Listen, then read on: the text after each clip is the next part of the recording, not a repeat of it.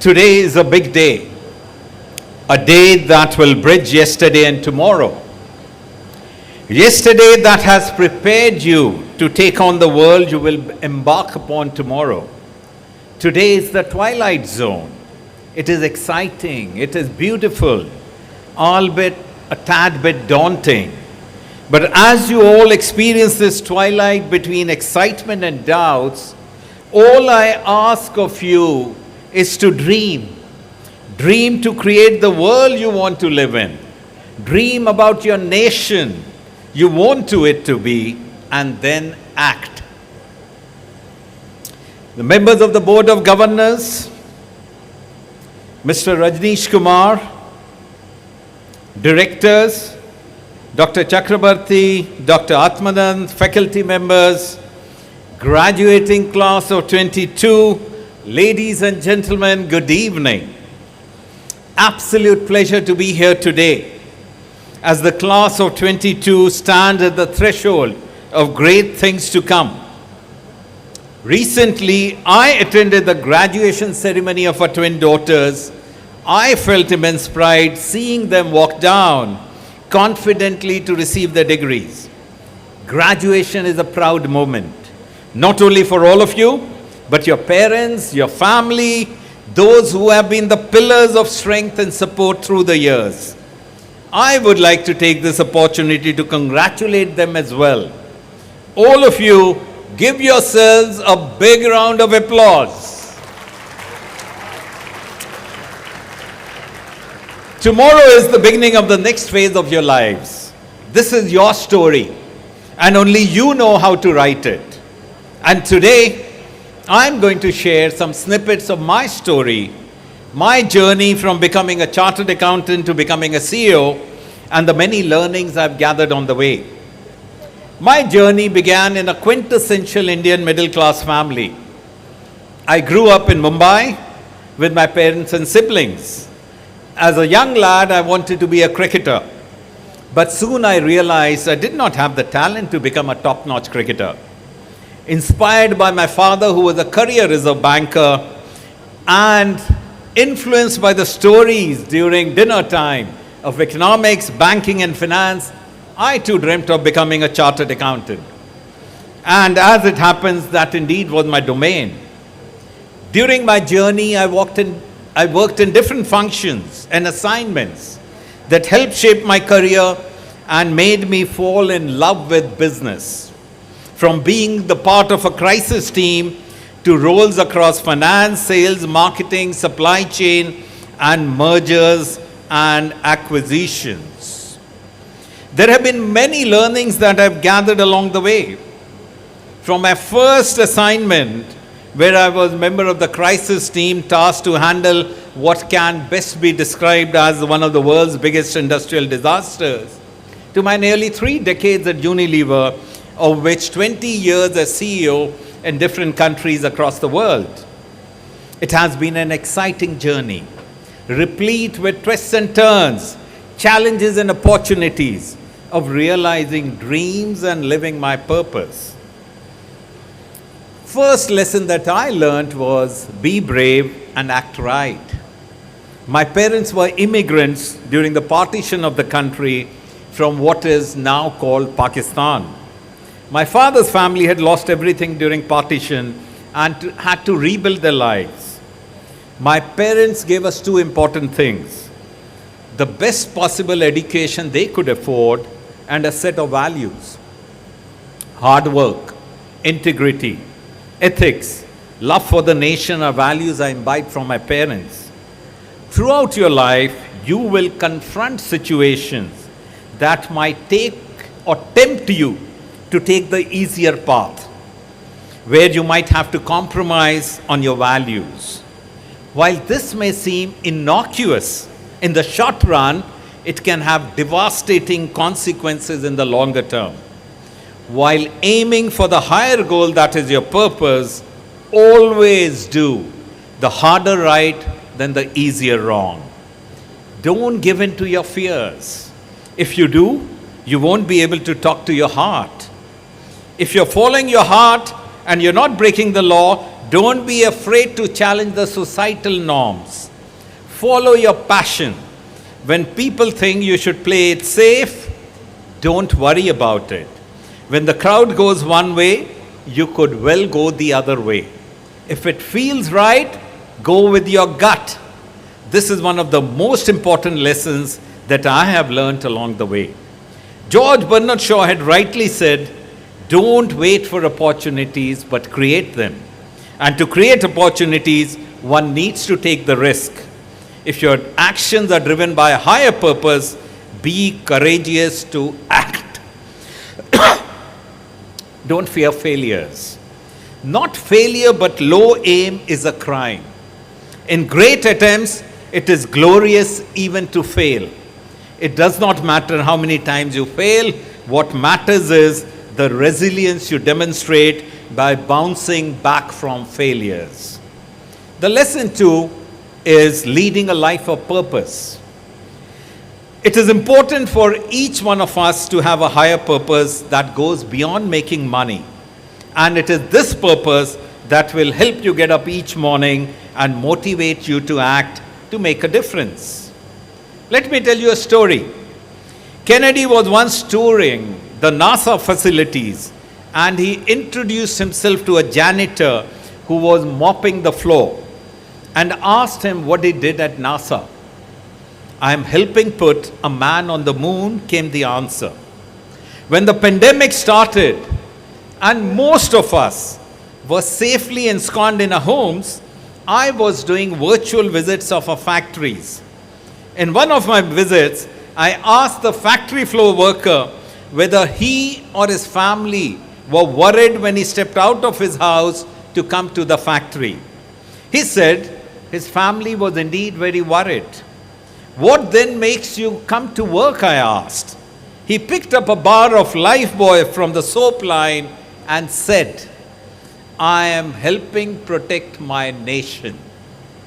Over my years in business, I've learned that when you can turn a seemingly mundane and ordinary task into something more meaningful, there is more energy, commitment, effort, and ordinary people do extraordinary things. This is the power of purpose.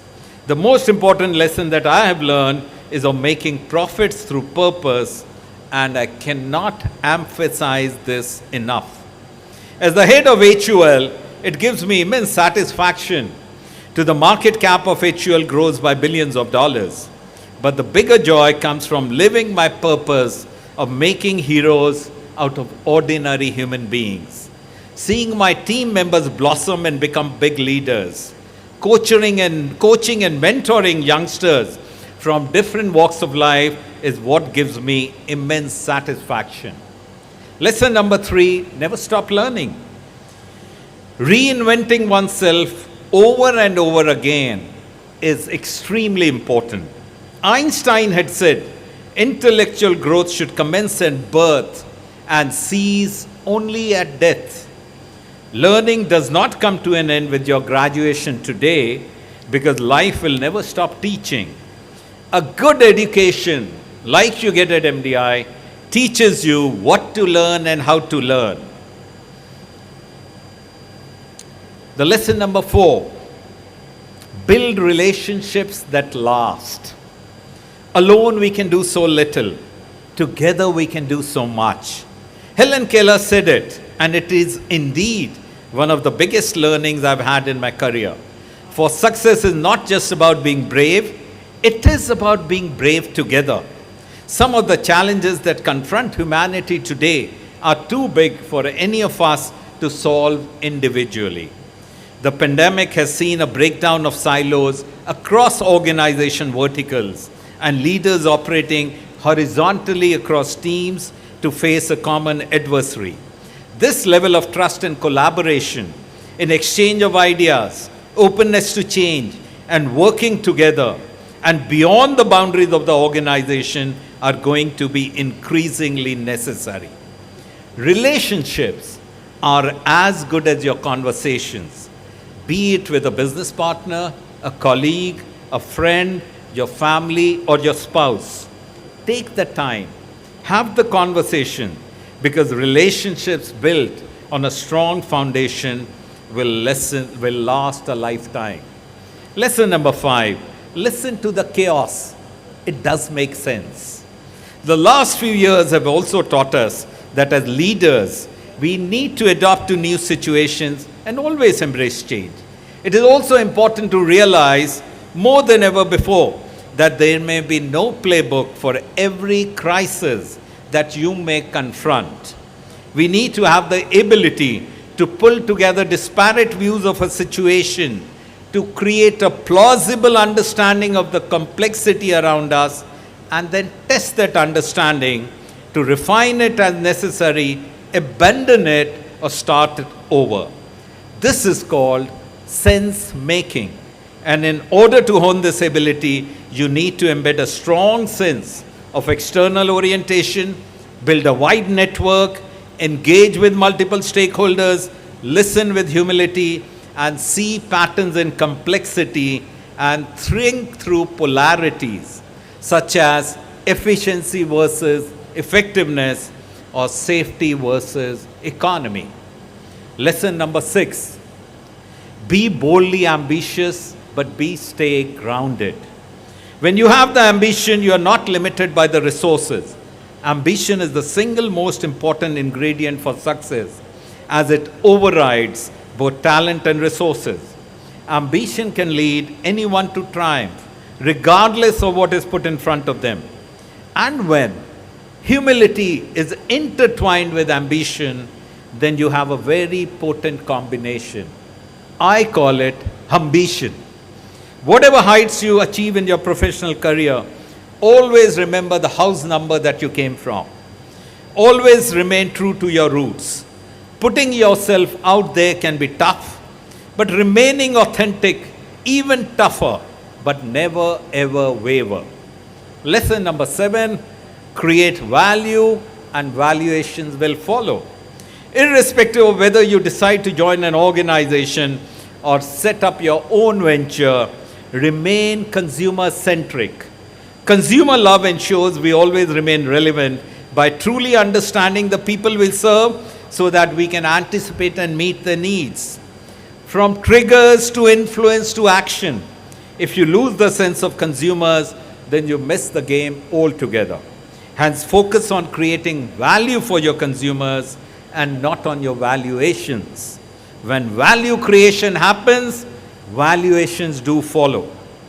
Let me now move to a more thoughtful note.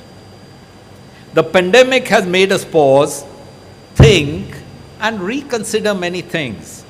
This is not the first and may not be the last large-scale catastrophe that we will witness. This is not a black swan event, but it could be a prelude to a herd of black elephants hurtling towards us. And we must not let the learnings from it go to waste. It is time to consolidate learnings and surge ahead to preemptively deal with more such calamities looming around the horizon.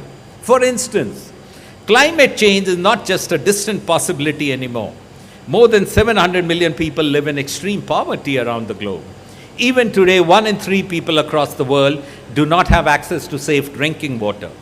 If India does not change the management of its water resources, in a decade or so, we will have significantly less water than we need. These are just some statistics, but they should be enough to make us sit up and take notice. We cannot afford another major crisis, either as economies or as a global collective. To be able to halt or reverse the damage that has been inflicted on the planet, we will need our future leaders like yourselves to find a sustainable path to growth and success. We need more of you to discover a purpose that marries social and economic growth and straddles progress with preservation. As you forge ahead of the unknown, as you move out of your comfort zones, I wish that more of you find the courage and the opportunities to do the right thing with compassion. The world outside is dramatically different from the one we saw a few years ago. And the current situation in the world may have sowed the seeds of doubt and pessimism in some of you. So let me reiterate my belief in human ingenuity and a capacity to change and survive. The world may have been marred by uncertainty, but it has also opened a whole new set of possibilities and opportunities for all of us. It is in this world that you will take your first step as management graduates. In my opinion, it is an exhilarating time to enter the world of work and make a mark and create a difference. Conditions exist today to make this decade and beyond India's glorious period. Young leaders like you will need to explore the opportunities that the new world presents and leapfrog India into the future. With this as a concluding note, I wish you all the best for a flourishing career ahead and achieve new heights. As Indians, we are not very expressive. You must remember that many people have played an important role in your success. May I request the class of 2022 to stand up. Look at your parents, families, and friends. Give them a thunderous applause as a sign of gratitude.